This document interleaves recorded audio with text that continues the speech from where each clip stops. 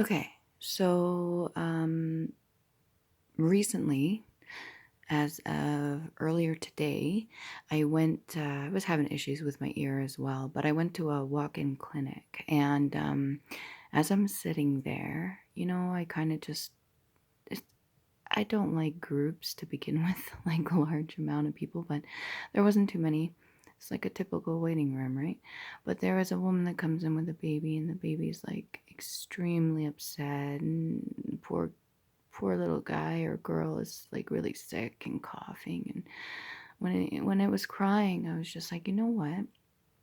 I say all the time about how when a person sings, that it's almost like a vibrational barrier. It's almost like you can raise your vibrational frequency, which creates like almost like a protection shield, right?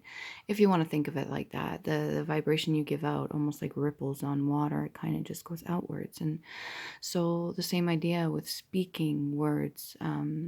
That's why you should be very cautious of what you say to other people and how you speak of them, especially if you're like, if they're not in the room and you're cutting them up and stuff like that, or there's real no reason, just it's more like a group effort. Everybody's just pitching in, just kind of, talking of one other individual, or even just the words that you say to yourself on a regular basis. That's why there's like mantras and stuff like that. And many cultures have singing and chanting, and I truly do believe it has something to do with like a protection. So when it comes to crying, there's many different, I think, valuable uses for it when your body kind of reacts that way. It almost goes into like a protection mode.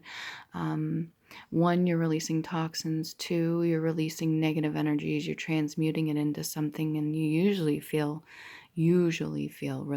really good or better after a good cry or something like that, especially if you're not one for doing so and you kind of hold it in for too long, which I don't recommend. I think a man or woman, it doesn't matter, or no gender at all, if you're holding tears in, it's not good for your system to begin with. You have to be able to release that excess tension somehow.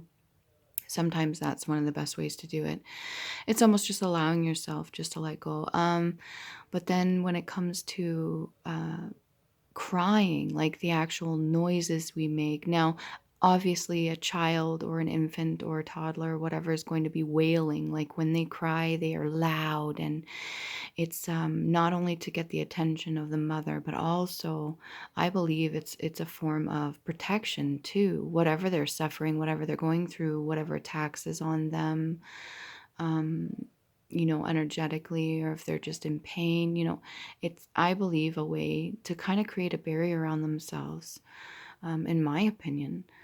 I thought this was a really interesting idea. As I'm sitting there, I kind of have my eyes closed, and I'm just kind of focusing on my breath and staying grounded, listening to any sounds around me, kind of just calming myself down, keeping myself calm. And when the baby was crying, this kind of just flashed in my mind. It was just a thought that I was having, because I talk about this all the time about vibrational frequency. And I'm like, what if that is a way for a child, a baby, to kind of create like a barrier to protect themselves? And adults do it too, but not to the extent or the extreme that an infant or a toddler or child would.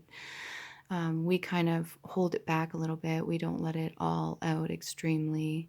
Uh, Definitely not around other people, but then when it comes into the privacy of our own home, or kind of on our own time, it may be a little bit different.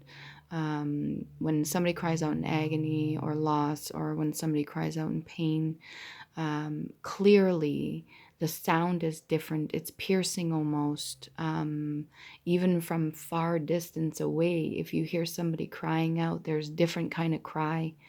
We hear sobbing sometimes, but we hear somebody, let's say, um, a loss of something or someone, like the cry is going to be different. We are able to pick up on that even through a bunch of noise, let's say music, or cars, traffic, and all that other stuff, or just like the busy everyday life. If we hear that, even as a human being to human being, we can tell the difference. It almost sends out like a signal, and almost is like a protective barrier as well. So It's almost like a cry for help too, and it's almost like a protection thing. So I think there's many different um, reasons and uses for a person releasing in that way.